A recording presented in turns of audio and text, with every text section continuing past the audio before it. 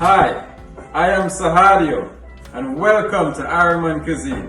Today we will be making Rasta pasta, Jamaican style. On my right are the ingredients that Chef Sahadio used to nice up the Rasta pasta. Now I'm gonna wash my peppers and take the stems off.